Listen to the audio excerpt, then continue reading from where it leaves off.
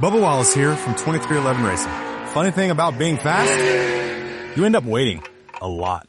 First to show up, first in line, then just waiting. Me, I rev up Chumba Casino. With over 200 social casino games, no slow lanes here. Why sit around when you can spin? I'm already racing. Your turn. Play for free at ChumbaCasino.com. Let's Chumba. Sponsored by Chumba Casino. No purchase necessary. VGW Group. Void where prohibited by law. 21 plus. Terms and conditions apply. No tenemos oxígeno. Alarma de proximidad de terreno. Aeroperú 603. Es una emergencia.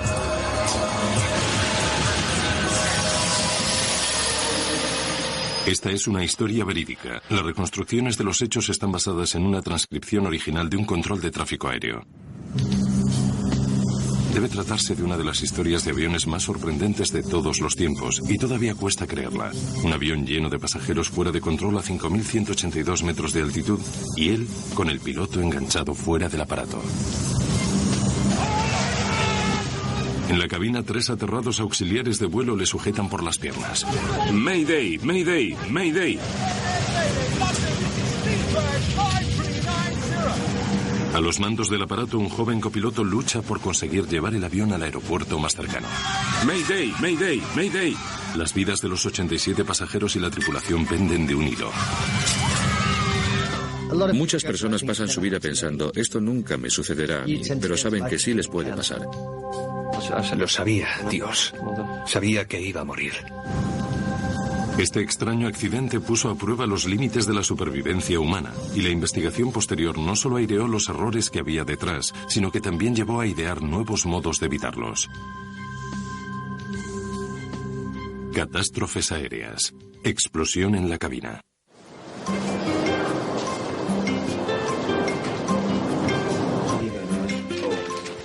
Bienvenido. Para la tripulación del vuelo de British Airways entre Birmingham y Málaga, el 10 de junio comenzó como un día cualquiera. Viejos amigos a punto de empezar a hacer un trabajo que les encanta. Los auxiliares de vuelo Nigel Ogden, Simon Rogers y su Prince llevaban trabajando juntos desde hacía 15 años. Es un equipo con experiencia y muy capaz que está orgulloso de su trabajo. En Birmingham, todos los auxiliares y los pilotos se conocían. Todos conocíamos los nombres de los demás. Simon era muy buen amigo mío. Solíamos ir a tomar una cerveza o a cenar algo juntos. Todo el mundo se llevaba bien con todo el mundo. El único miembro del grupo es Alastair Hutchison, un experimentado copiloto que acababa de llegar de Manchester aquella mañana.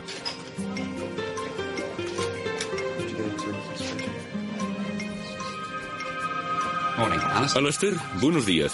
Soy Tim Lancaster. ¿Cómo estaba la M6? Tim Lancaster es capitán de vuelos comerciales desde hace 21 años. Bueno, será mejor que empecemos. El sobrecargo John Heward llega para dar a la tripulación las instrucciones finales. Buenos días a todos. ¿Naye? ¿Es este el primer oficial? Sí, recién llegado de Manchester. Da gusto ver caras nuevas. Bien, ahora un par de temas de seguridad. Antes de despegar, el copiloto da un rodeo al aparato comprobando que fuera esté todo bien. En la cabina de mando, el capitán Tim Lancaster revisa las anotaciones de mantenimiento del día anterior. ¿Está todo bien? Perfecto. Parece que acaba de pasar por mantenimiento, pero no ha sido gran cosa. Solo le han cambiado el parabrisas. Muchos de los pasajeros conocen bien este trayecto y esperan tener un vuelo tranquilo hasta España. Mi hermana y yo nos íbamos a encontrar allí con mi madre. Íbamos a pasar una semana de vacaciones de solo chicas. Vivo en el sur de España y 2 o 3 veces al año vuelvo para ver a mis nietos y a mi madre. Todos viven cerca de Birmingham, así que normalmente sigo esta ruta, de Málaga a Birmingham. Señoras y señores, les habla el capitán Tim Lancaster. Bienvenidos a este vuelo de British Airways, destino Málaga. Parecía que estaba tranquilo y relajado, incluso alegre. Hace un día precioso en Málaga, cielo azul y el sol brillando. Pónganse cómodos y disfruten del vuelo. Y aún esperamos llegar a tiempo. Torre de Birmingham, aquí Speedbird 5390, listos para iniciar el despegue. Speedbird 5390 autorizado para iniciar despegue. Señoras y señores, ahora les daremos las recomendaciones de seguridad.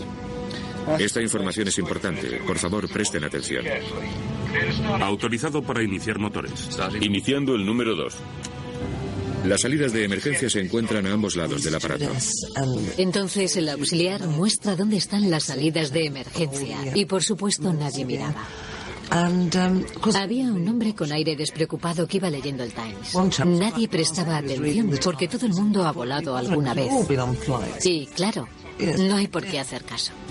Se pueden inflar utilizando la boquilla y también tienen un silbato para atraer la atención.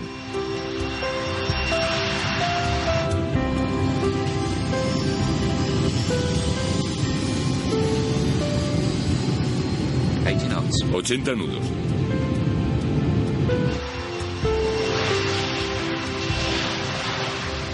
El BAC-111 era conocido como el todoterreno del aire, un animal de carga con un mantenimiento no muy complicado y con un historial de seguridad bastante limpio.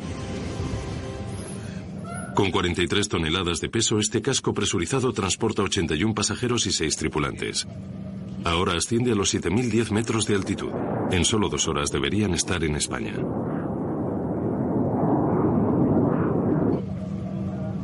Solo una catástrofe podría hacerlo bajar de los aires.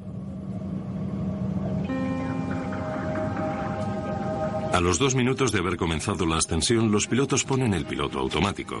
Tim Lancaster se suelta las correas de seguridad y se relaja. Entré en la cabina de mandos para preguntar a Alastair y a Tim qué querían tomar. ¿Les apetece una taza de té, señores? Lo de siempre, por favor. Con leche y una de azúcar, por favor. Y les dije, el desayuno estará listo dentro de un momento. Han pasado casi 13 minutos desde el despegue y se encuentran a 5.273 metros de altitud. Solo faltan 1.524 metros para alcanzar la altitud fijada. Pero en ese instante, en una décima de segundo, todo cambia.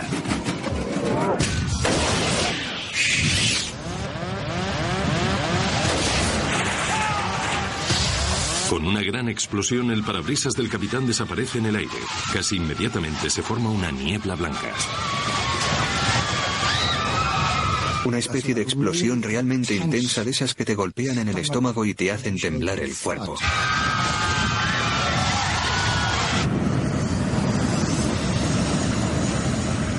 Era como si nos estuviésemos hundiendo y de repente empezaron las sacudidas. Pensé, Dios, es una bomba. Alastair, el copiloto, se ve repentinamente luchando por recuperar el control del aparato con un viento de 555,6 kilómetros por hora. No hay tiempo para pensar en el capitán, que ha sido expulsado a través del parabrisas debido a la descompresión de la cabina de mandos. Las ráfagas de aire clavan al capitán Lancaster contra el techo.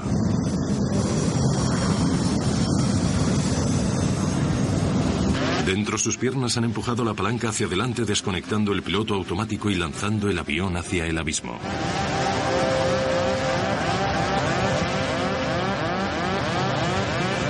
Alastair Hutchison necesita toda su experiencia de vuelo en esta ocasión. Está solo. El cuerpo del capitán está pegado al exterior del aparato que se precipita desde los 5.182 metros de altitud. Los reguladores están obstruidos, aumentando la velocidad hasta casi los 629,7 kilómetros por hora. El copiloto Alastair Hutchison tiene que encargarse de la situación. Mientras lucha por recuperar el control del aparato, el auxiliar de vuelo Nigel Ogden ve cómo su capitán está siendo absorbido fuera del avión. Entonces miré y vi cómo la puerta de la cabina de mandos estaba encima de los controles. Todo lo que podía ver era a Tim fuera de la ventana. Salté hacia adelante y apoyé un pie en el del capitán. El otro estaba al lado de su asiento y lo sujeté antes de que se saliese por completo. Nigel Ogden mantiene al capitán sujeto luchando por su vida. Fuera, una ráfaga de aire de 629,7 kilómetros por hora a 17 grados bajo cero golpea el cuerpo de Tim Lancaster. El tornado que se origina en la cabina de mandos le está dando a Hutchison bastantes problemas. Mayday, Mayday, Mayday. Londres, aquí es Skipper 5390. El control de tráfico aéreo puede oír sus gritos pidiendo ayuda, pero la tormenta que se ha originado en la cabina se lleva las respuestas. Los pies del capitán todavía están apoyados contra la palanca y Alastair intenta hacerse con el control. Está pilotando entre las corrientes de aire más fuertes del mundo con el peligro añadido que supone una colisión.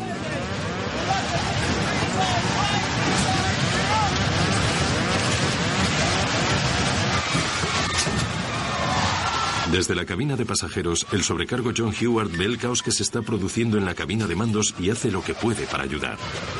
Miré hacia arriba y vi a Nigel como si estuviese colgado por encima del asiento. Enfrente de mí, la puerta de la cabina se había caído hacia adelante y estaba enganchada entre el marco y los reguladores de velocidad. Así que la golpeé un par de veces y se rompió literalmente en 3 o 4 partes.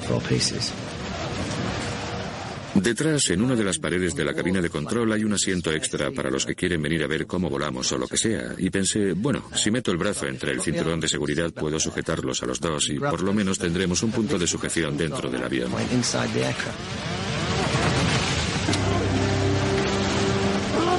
Alistair, que nunca antes había volado con esta tripulación, tiene que dejar que se las arreglen solos para centrarse en controlar el aparato. Ha conseguido recuperar las palancas de gases. John y Nigel han conseguido desencajar los pies del capitán de la palanca. Pero en vez de reducir la velocidad, Hutchison decide continuar el rápido descenso. Esto le apartará inmediatamente de la ruta de cualquier otro vuelo y alcanzará una altitud menor, donde no necesitarán las máscaras de oxígeno. Este aparato es demasiado antiguo y no está equipado con el suficiente oxígeno para todos los pasajeros. La luz del anemómetro se pone roja.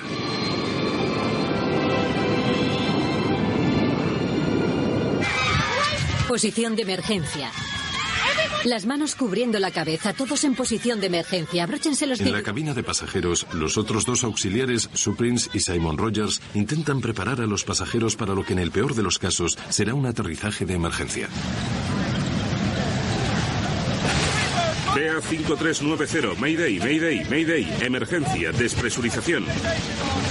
Descienden 3.353 metros en solo 2 minutos y medio, pero a medida que se estabilizan y reducen su velocidad a 301 kilómetros, el capitán deja de estar sujeto contra el techo y se desliza a un lado del avión. Emergencia, despresurización, radar señala 195, descendemos a nivel de vuelo 100. Esforzándose por llegar desde la parte de atrás del aparato, el auxiliar de vuelo Simon Rogers consigue ver el desastre que se ha producido en la cabina de mandos. Cuando el avión consiguió alcanzar un cierto equilibrio, Simon vino desde la parte de atrás. A Nigel empezaban a dolerle los brazos y yo sabía que no le iba a soltar hasta que no estuviese completamente seguro de que Tim no iba a salir volando por la ventana. A todos se nos veía el miedo en los ojos. Estábamos terriblemente preocupados. Pensábamos que o Tim moriría o nosotros moriríamos. Es lo único que se me pasaba por la cabeza. Pero estaba todo en manos de Alistair y también en las nuestras. Simon, John y yo teníamos que aguantar hasta el final. Mayday, Mayday, Mayday. Todo lo que recuerdo es ver cómo se agitaban los brazos de Tim. Parecía como si midiesen más de 1 metro. Nunca lo olvidaré. Cómo tenía los ojos abiertos de par en par.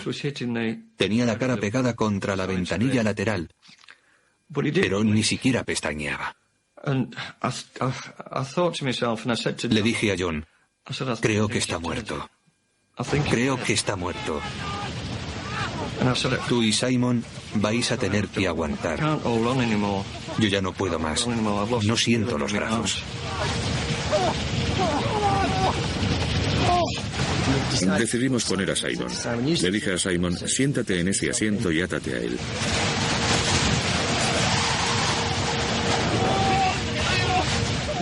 Con Simon sentado conseguimos soltar las piernas de Tim de entre la palanca y el asiento. Le enganchamos los pies por encima del respaldo del asiento del capitán y Simon le puso las manos por encima, de modo que se sujetaba los tobillos por debajo.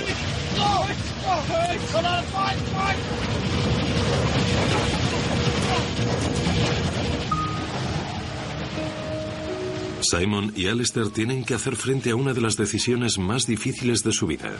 ¿Qué hacer con el cuerpo sin vida del capitán? Durante unos instantes no dicen nada, pero ambos tienen la misma idea. Lo mejor es sencillamente dejarlo ir.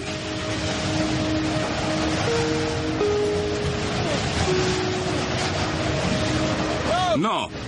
Sujétalo, por favor. Pero la orden de Alistair no es un mero acto de compasión. Si hubiesen soltado el cuerpo en la posición en la que se encontraba, este se podría haber desplazado hacia la zona superior del ala y podría haber dañado el borde de ataque. Si hubiese pasado por encima del ala, podría haber entrado en el motor. El liberar el cuerpo suponía provocar unos daños considerables. Creo que el mantenerlo donde estaba fue la decisión más sensata que podían haber tomado. Alistair ha conseguido descender a los 3.353 metros. Sin la ayuda del capitán, está manejando los controles del avión de memoria y guiándolo alrededor de Heathrow, uno de los espacios aéreos más congestionados del mundo. Después de 7 minutos sin contacto con el control de tierra, consigue oír la voz del control de tráfico aéreo por primera vez. Estamos sufriendo una despresurización de emergencia. Pedimos asistencia por radar hacia la pista de aterrizaje más próxima. Spielberg 5390, recibido. ¿Está de acuerdo con aterrizar en Southampton? Spielberg 5390, conozco Gatwick. Gatwick sería mejor. Alistair quiere aterrizar en el aeropuerto de Gatwick, ya que ha volado a este destino en muchas ocasiones. Pero Southampton está más cerca y aunque nunca ha estado aquí antes, sabe que tiene que descender rápidamente. Estoy a 150 nudos. Pido asistencia por radar para entrar en Southampton. Todos los mapas y rutas han salido volando con el capitán y solo el controlador aéreo puede guiar a Hutchison. Vira hacia Southampton.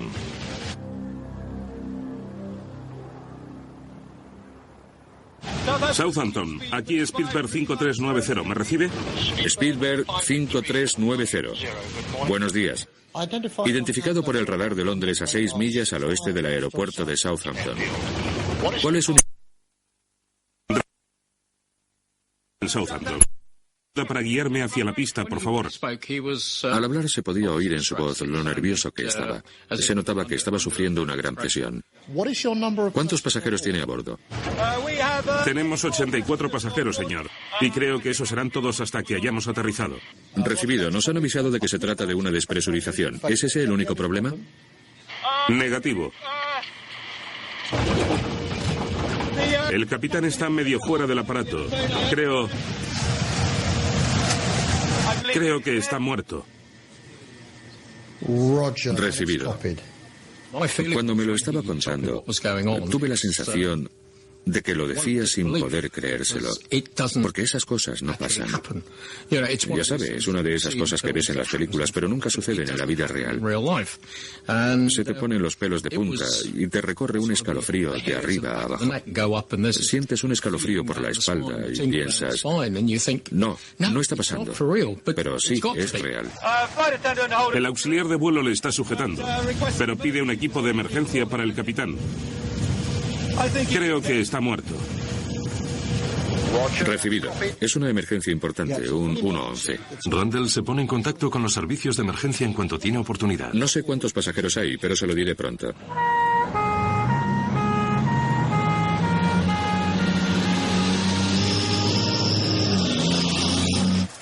¿Puede confirmar que la longitud de su pista en Southampton es la requerida para un 111? Sí, es aceptable para un 111. Le daré todos los datos en un momento. Mientras tenga por lo menos 2.500 metros, me daré por satisfecho. Lo siento, pero no tenemos 2.500 metros. Y tampoco en Bournemouth. Tenemos un máximo de 1.800 metros.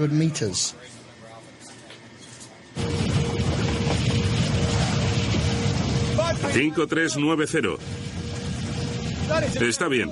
Hutchison está preocupado porque el avión sobrepasa el peso máximo para el aterrizaje, ya que el depósito está lleno de combustible para el viaje a Málaga. Si la pista no es lo suficientemente larga, tendrá todavía más problemas. Fuese porque el avión se podría parar en la pista, o porque los neumáticos podrían reventar, o porque quizás se saldría de la pista. Era evidente que estaba preocupado cuando pidió los 2.500 metros. 5390. Muchas gracias. Tenemos el tren delantero bajado y flap 45. Así que estamos preparados para la aproximación. Pero por favor, que sea lo más suave posible. Desde luego que lo haré. Es el primero de la cola de aterrizaje. Si lo piensas, los vuelos de instrucción se realizan con 2 pilotos, ambos en perfectas condiciones, en la cabina de mandos. Uno pilota el aparato y el otro se ocupa de todos los simulacros de emergencia. En aquel momento teníamos al capitán colgando de la ventana, otra persona sujetándolo por las piernas y a Alastair controlando el aparato sin poder hablar con nadie. Speedbird 5390 está a 14,5 kilómetros de la toma de tierra. Tiene permiso para aterrizar. Hey, it's Ryan Seacrest. Life comes at you fast, which is why it's important to find some time to relax. A little you time. Enter Chumba Casino. With no download required, you can jump on anytime, anywhere for the chance to redeem some serious prizes. So treat yourself with Chumba Casino and play over 100 online casino-style games, all for free. Go to ChumbaCasino.com to collect your free welcome bonus. Sponsored by Chumba Casino. No purchase necessary. VGW Group. Void where prohibited by law. 21 plus. Terms and conditions apply. Señor, no deje de hablarme. Necesito toda la ayuda que me pueda dar. Recibido. Tendrá que ser capaz de parar el avión en la pista y evacuarlo allí mismo.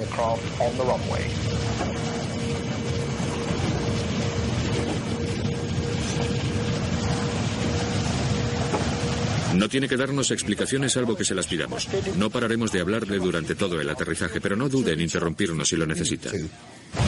5390. Muchas gracias. Ya veo la pista. Gracias. Autorizado para aterrizar.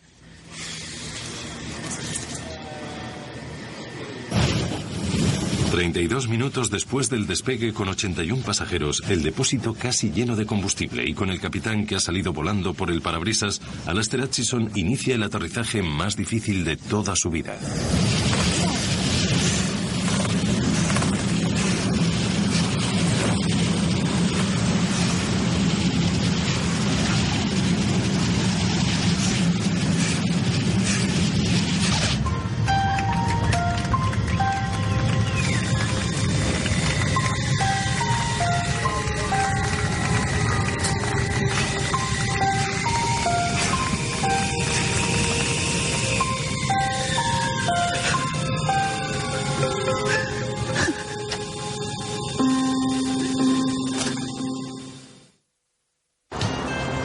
A las 8:55 am, el vuelo BA5390 realiza un aterrizaje perfecto en el aeropuerto de Southampton.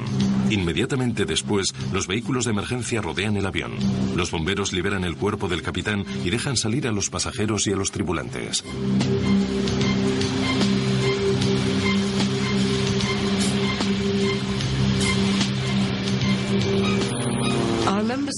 Recuerdo ver al copiloto, el hombre gracias al cual ahora estamos aquí. Lo vi caminar por la pista muy despacio, agitando la cabeza, con uno de los responsables de las ambulancias caminando a su lado, rodeándole por los hombros con su brazo. Y el copiloto negaba con la cabeza, como si... Lo recuerdo con claridad, no sé por qué, pero es algo que recuerdo perfectamente. Alastair Hutchison acababa de realizar una proeza aérea casi sin precedentes en la historia de la aviación.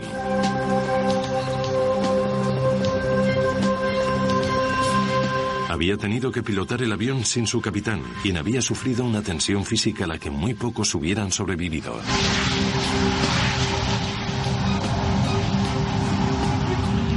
Creo que nadie espera verse en unas condiciones tan extremas. Su tiempo de supervivencia podría haber sido de unos cuantos minutos, ya que se iba enfriando cada vez más y su organismo empezaba a paralizarse. El cuerpo de Tim Lancaster fue atacado por dos flancos.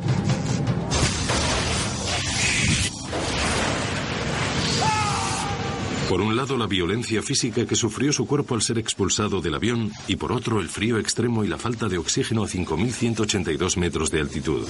Cada 305 metros la temperatura corporal desciende 2 grados centígrados. Así pues, la temperatura del exterior del aparato debía rondar los 17 grados bajo cero. Las frías corrientes de aire también provocaron que su cuerpo perdiese calor con rapidez.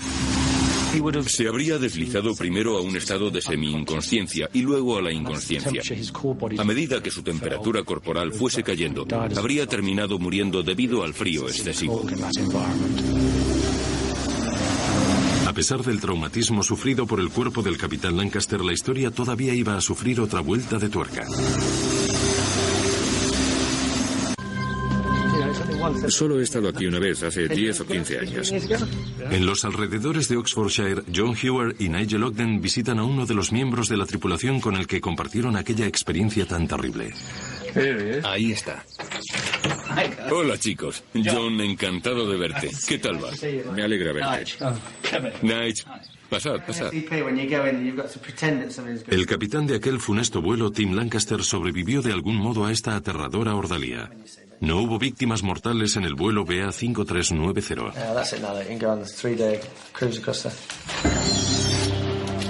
Mientras retiraban su cuerpo congelado y sin vida del avión, nadie podía pensar que Tim hubiese sobrevivido a semejante prueba.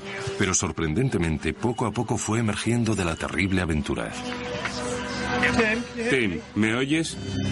Recobré un poco la conciencia mientras estaba en el suelo en Southampton porque recuerdo enormes cosas rojas y blancas que obviamente eran camiones de bomberos y ambulancias.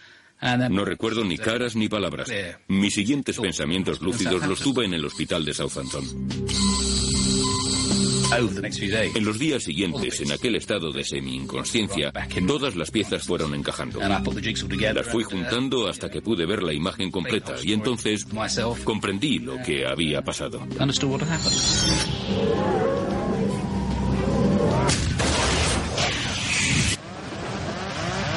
Hubo una explosión muy fuerte y el ruido del aire mientras se escapaba. Pero recuerdo cómo miraba el parabrisas mientras se separaba del avión y luego se alejaba como una bala, desapareciendo en la distancia. Y creo que entonces hubo otra gran explosión, todavía mayor. Y me di cuenta perfectamente de que me iba hacia arriba. Y entonces todo se convirtió en algo surrealista. Me daba cuenta de que estaba fuera del avión, pero ni siquiera me importaba mucho. Lo que mejor recuerdo es que no podía respirar porque estaba frente a la corriente de aire. Me giré y mi cuerpo se giró por completo. Era como si mirase hacia la parte de atrás del avión. Y en ese momento conseguí respirar. Riley Herbst from 2311 Racing here, and you know what grinds my gears? Waiting for coffee. But instead of counting frappes and lattes, I fire up Chumba Casino. No apps, no fuss, just fun social casino games to pass the time. By the time my coffee's ready, Order for Riley. I've already taken a few victory laps. Next time you're stuck waiting, make it entertaining. Play for free at ChumbaCasino.com. Let's Chumba. Sponsored by Chumba Casino. No purchase necessary. VGW Group. Void where prohibited by law. 21 plus. Terms and conditions apply. Recuerdo el ver la cola del avión. Recuerdo cómo giraban los motores y a partir de ahí ya no recuerdo mucho más. Mi memoria se pierde en ese punto. Estuve allí el año pasado y han cambiado el aeropuerto. Me alegro de haber sujetado a Tim porque estaba vivo. Es un hombre muy fuerte. Tiene que serlo para haber sobrevivido a todo aquello. Yo no lo hubiera logrado.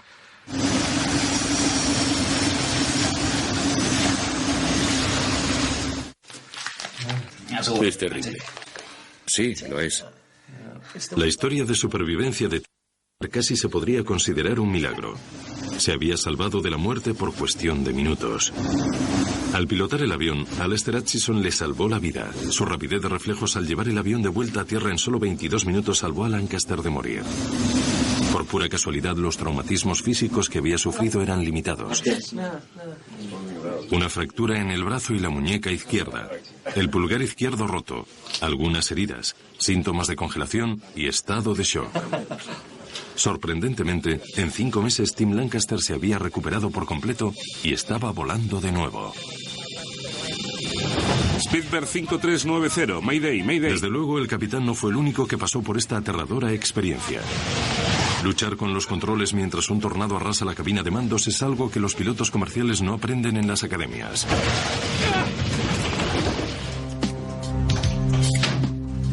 Si se siente incómodo, dígamelo. Entre los pocos pilotos que pueden comprender la experiencia de Hutchison y su tripulación está este joven piloto en prácticas de la Royal Air Force. Están llevando a cabo una simulación de una descompresión por explosión en esta cámara hipovárica. Multiplica por 2 los efectos de un viento que sopla a 7.620 metros. Comunicadores. Comprobados y funcionando. ¿Todas las conexiones? Comprobadas y funcionando. Consul check completado. Consul check completado. Autorizado para extensión. Oficial médico de instrucción. ascendiendo 2.438 metros a 1.219 metros por minuto. La presión atmosférica está fijada inicialmente en 2.438,4 metros. Esta es la presión que hay dentro de una cabina de mando sellada de un avión comercial convencional. Cualquiera puede soportarla durante varias horas sin sufrir los efectos. Si se asciende un poco más, la experiencia será bastante distinta. Atención, por favor, que todos los alumnos levanten el pulgar para indicar que están preparados para iniciar la despresurización rápida. 8 pulgares. Bien, prepárense para iniciar la despresurización rápida en 5, 4, 3, 2, 1, ahora. La neblina que se forma en la cámara hipovárica es idéntica a la que se produjo cuando la ventana reventó en el vuelo BA5390. En el momento en el que se produce la despresurización, el aire de la cabina no puede mantener su vapor de agua y este se libera en la atmósfera bajo la forma de niebla.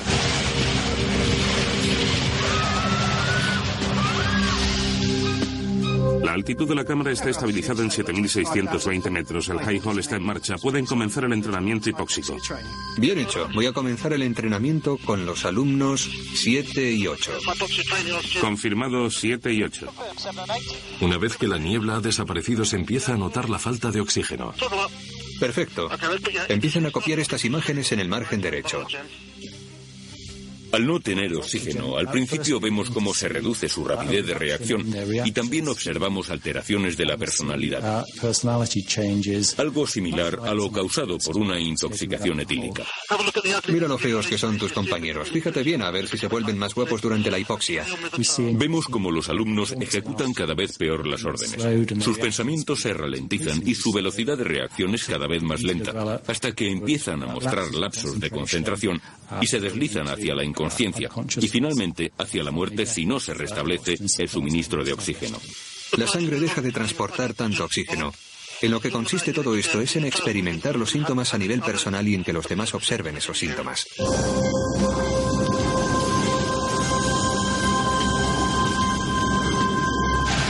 Volando solo, luchando contra vientos de 629,7 kilómetros por hora y resistiéndose a una posible privación de oxígeno, el logro de Alister Hutchison de haber salvado el vuelo BA5390 es digno de mérito.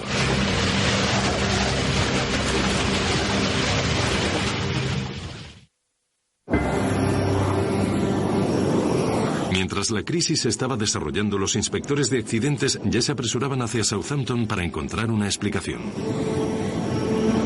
En la pista del aeropuerto de Southampton comienza la búsqueda de pistas. La investigación inicial no muestra ninguna deformación en el marco del parabrisas, así que esto descarta cualquier problema de la estructura. El hecho de que no haya fragmentos del cristal también descarta el golpe de un pájaro.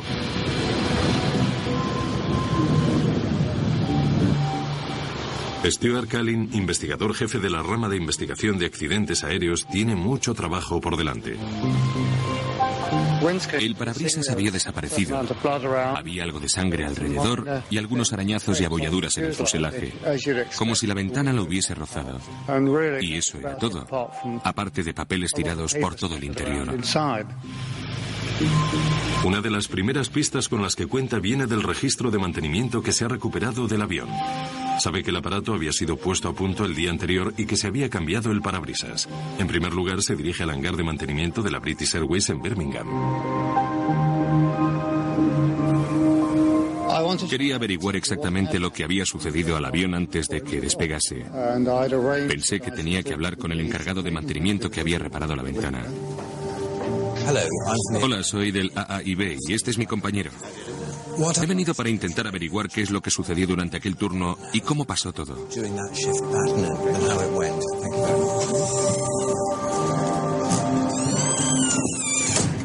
¿Vieron algo en la ventana que les llamase la atención? ¿Alguna marca producida por la presión o algo así? Mi primera conversación con el encargado de mantenimiento fue bastante general, ya que hasta aquel momento no habíamos obtenido ningún indicio relevante. ¿No dejo que nadie más lo comprobase por usted? Stuart, tienes una llamada. Entra, por favor. Bien. ¿Le importa que coja esto? Vuelvo ahora. Contesté a la llamada. Eran noticias sobre el parabrisas que tenían en Didcot. Habían encontrado cerca de 30 tornillos. El diámetro de la mayoría de ellos eran una talla más pequeña de lo que debería ser. Se trataba de un error fatal. En algunos aviones los parabrisas se montan desde el interior utilizando la presión interna de la cabina de mandos para mantenerlos en su lugar. Pero en el 111 el parabrisas se atornillaba desde el exterior. Cualquier defecto de los tornillos puede hacer que la presión de dentro del avión reviente el parabrisas. Parece que Calin no ha tardado en encontrar el error y al culpable. Tengo algunas noticias y creo que no son muy importantes. Mis compañeros que se ocupan de los tornillos dicen que aquellos no eran los adecuados. Tenían un diámetro equivocado. No puede ser. Son exactamente los mismos tornillos que yo cogí de allí. Es un profesional. Es muy cuidadoso con lo que hace. Vela por los intereses de la compañía y de repente le dicen que ha montado un parabrisas con tornillos del tamaño equivocado. Se queda completamente trastornado. Se lo puedo mostrar. Le puedo enseñar los tornillos que cogí de ahí. Dijo algo como: los tornillos viejos se tiran en recipientes que hay en el hangar, refiriéndose al hangar en el que trabajaba y que quizás todavía estaban por ahí. Nos dirigimos inmediatamente a los recipientes y encontramos cerca de 80 tornillos descartados. Aquí. Tienen que estar aquí dentro. Es donde los meto. Estos son los tornillos. ¿Son estos con los que comprobó los nuevos? Sí. ¿Los cogió del expositor? Una prueba muy buena, inmejorable en lo que a mí se refiere. Bien, apartaré estos.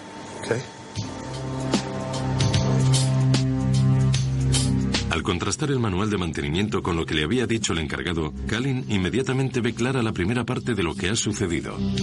Sabe qué es lo que ocurrió la noche anterior, cuando se cambió el parabrisas del BAC-111.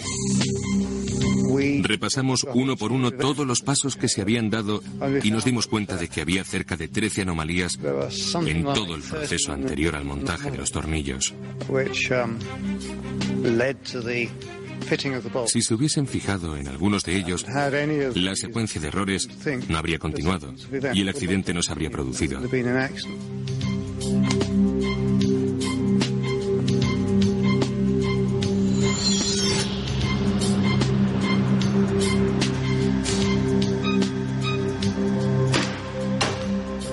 El encargado había comenzado su turno temprano. Cerca de las 4 a.m. empezó a retirar el parabrisas viejo. El hangar estaba lleno y por eso se había desplazado el avión contra la puerta del hangar, lo que hacía difícil el poder alcanzarla. El encargado tuvo que estirarse por encima del fuselaje y no podía manejar correctamente el destornillador. El parabrisas que había retirado también se había fijado con tornillos de un tamaño equivocado, pero todavía podían sujetarlo, y estuvieron intactos durante 4 años. Pero se trataba de un hombre muy concienzudo, y mientras montaba el parabrisas decidió sustituir los tornillos viejos por unos nuevos. Decidió no consultar el catálogo de piezas para comprobar cuál era la que iba a necesitar. En vez de eso, se dirigió directamente al almacén. Buenos días. Buenos días. Una vez allí, buscó y comparó a ojo los nuevos tornillos con los que había retirado del parabrisas.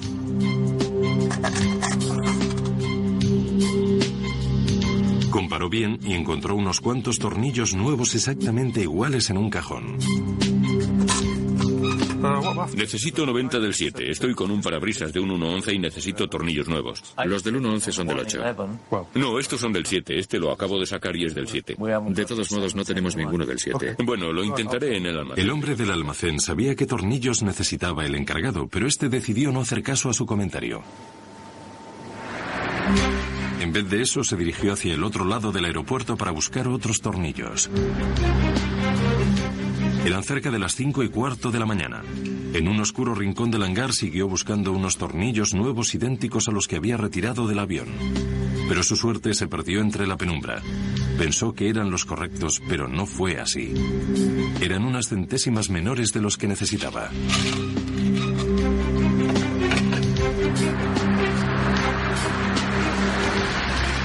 Volvió al 1.11 y se tumbó otra vez para colocar los tornillos nuevos. Trabajaba en un ángulo desde el que no podía ver que los tornillos no encajaban correctamente.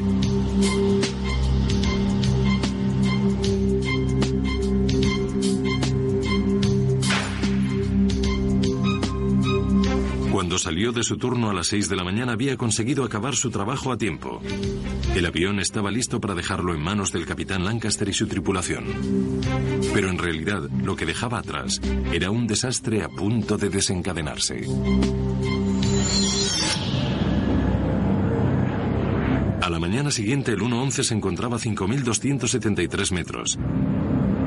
La diferencia de la presión estática entre el casco sellado del aparato y la fina atmósfera aumentaba rápidamente, acercándose a la media tonelada por metro cuadrado, que alcanzaría los 10.670 metros. Esta presión solo necesitaba encontrar un punto débil, y lo encontró. Para Kalin, descubrir lo que sucedió aquella noche es solo el primer paso. Nadie le había ocultado nada, pero sabe que tiene que ir más allá para comprender las razones que se esconden tras esta terrible cadena de acontecimientos. ¿Por qué el encargado hizo lo que hizo? Y si esto es un incidente aislado o el síntoma de un problema más grave. La investigación de un accidente, por supuesto, en aviones tiene dos fases. La primera parte consiste en averiguar qué es lo que ha sucedido, lo que es relativamente fácil. La segunda parte es averiguar por qué ha sucedido. ¿Por qué el encargado ignoró el procedimiento? Pasó por encima de los manuales técnicos e hizo caso omiso de un consejo útil. La búsqueda de respuestas de Kalin era en cierto modo revolucionaria. Al hablar con la gente sin avisarles, veíamos que conseguíamos más información, porque se sentían libres para hablar. Al advertirles, formalmente pensábamos que algunos no iban a decir nada. ¿Un café? Sí. ¿Qué tal el día? En lo de siempre. Decidieron hablar con el encargado lejos del hangar, en una confortable habitación de hotel. Bien, gracias por haber venido. Para comprender desde dentro los métodos de los encargados de mantenimiento, Kalin hace algo que nadie había hecho antes. Acude con un psicólogo experto en ciencias del comportamiento.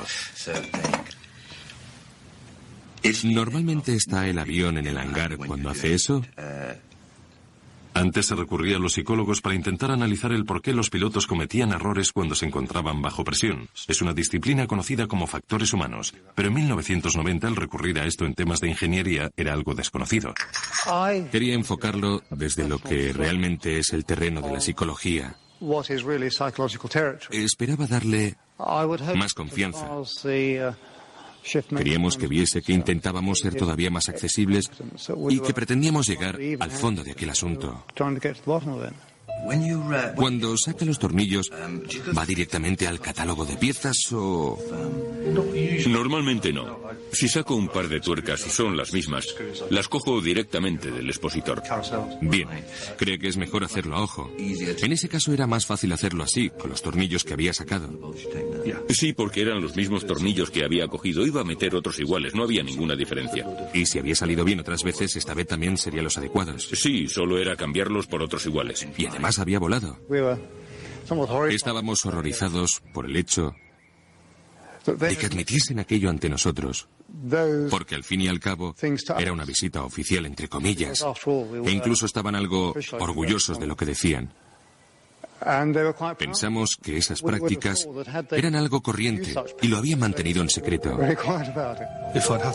Si hubiese ido a comprobar en el ordenador qué tornillos necesitaba y cómo tenía que montarlos, hubiera tenido bastantes posibilidades de no haber estado volando cuando debía. Bien. Entonces, cuando hace su trabajo, como trabajador experimentado, puede que no siempre siga el manual, como haría alguien nuevo. No, normalmente no. Llevamos años haciendo esto y si tuviésemos que seguir los manuales, cada trabajo llevaría el doble de tiempo. Así que creyó que era mejor confiar en su experiencia antes que en los conocimientos del encargado del almacén. Bueno, sé lo que hago. Había sacado tornillos del 7 y volví a meter tornillos del 7. No es tan difícil. Lo único que querían era acabar cuanto antes. Tenían mucho trabajo y todo se hacía de noche. A menudo tenían mucho más trabajo del que podían hacer sensatamente. Habían ideado ciertos trucos para poder acabar lo más rápido posible. Los investigadores nunca habían redactado un parte de accidente como este. Al contar con la ayuda de un psicólogo, Kalin desarrolló un novedoso método para utilizar los factores humanos para explicar por qué ocurrió el accidente. Encubrían ciertos factores de presión que se daban en el hangar que provocaban que un trabajador normalmente eficiente cometiese errores letales, mientras creía que hacía lo correcto. Este enfoque psicológico llevó la prevención de accidentes aéreos a un nuevo nivel.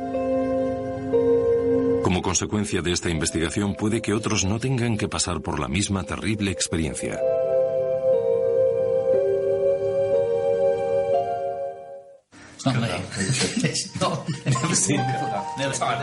Tras el accidente, los miembros de la tripulación fueron tratados como héroes. Recibieron numerosos galardones y Alister Hutchison recibió la codiciada medalla de oro al mérito aéreo. Sus compañeros también expresaron lo que sentían. Una de las cosas más emocionantes fue el regreso a Birmingham. Al entrar en el aeropuerto, todo se paró por un momento. Todo el personal de tierra, las chicas de facturación, todos se pararon y aplaudieron mientras cruzábamos el edificio. Fue algo muy emocionante. Querías apartarte, como si pensases, no quiero hacer esto, no quiero caminar por la alfombra roja o algo así. Sus compañeros aplaudían a un equipo que había demostrado el grado más alto de profesionalidad a todos los niveles. Una tripulación que supo trabajar en equipo en unas circunstancias extraordinarias. Un copiloto, alguien de fuera, que supo tomar el control y luchó solo para llevarles de vuelta al suelo en completa seguridad.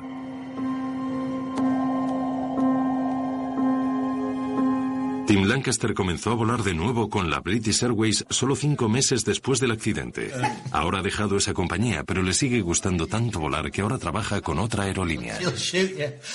El día que volví a volar fue un día muy especial. Decidí que eso era lo que iba a seguir haciendo y que iba a hacer un esfuerzo. El resto fue más fácil. Para Nigel, el hombre que acudió en ayuda de Tim y le mantuvo sujeto a la vida, el impacto de aquel día fue mucho más profundo.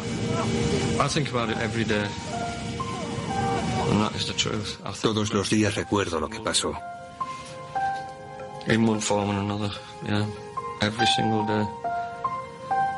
Sé que me afectará durante el resto de mi vida.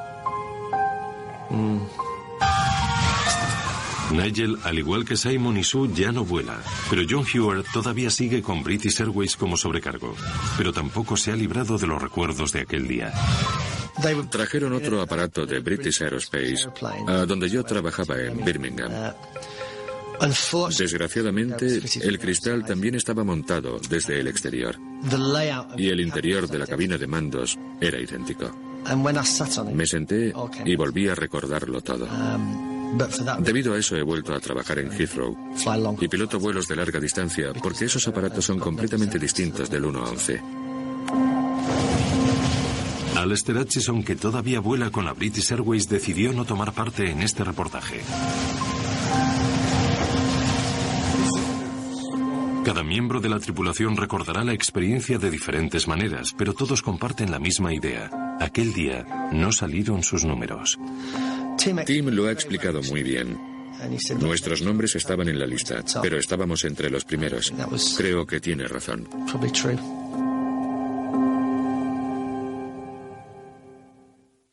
It is Ryan here, and I have a question for you. What do you do when you win? Like, are you a fist pumper, a woohooer, a hand clapper, a high fiver? If you want to hone in on those winning moves, check out Chumba Casino. Choose from hundreds of social casino style games for your chance to redeem serious cash prizes. There are new game releases weekly, plus free daily bonuses. So don't wait. Start having the most fun ever at ChumbaCasino.com.